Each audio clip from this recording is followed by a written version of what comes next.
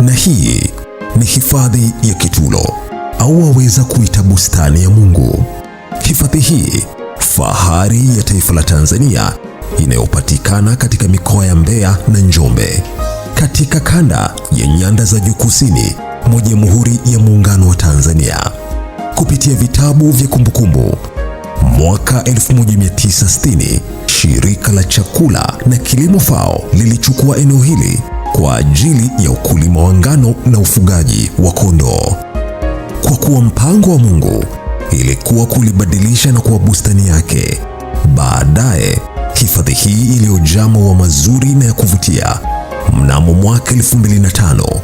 Kitulo ilitangazwa rasmi kuwa hifadhi ya taifa, baada ya wadau mbalimbali wa mazingira kupendekeza eneo hili litangazwe kuwa hifadhi ya taifa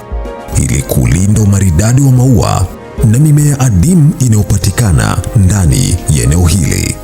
jambo linalofanya hifadhi hii ya kitaifa kuwa ya kwanza katika ukanda wa tropiki Afrika kuanzishwa kimsingi kwa umuhimu wake wa maua. Kitulo inasifika kwa kuwa na maua aina mbalimbali zaidi ya 30 ambayo hupatikana Kitulo pekee, na jamii ya maua hayo tofauti kabisa huwezi kuyapata sehemu nyingine yoyote duniani.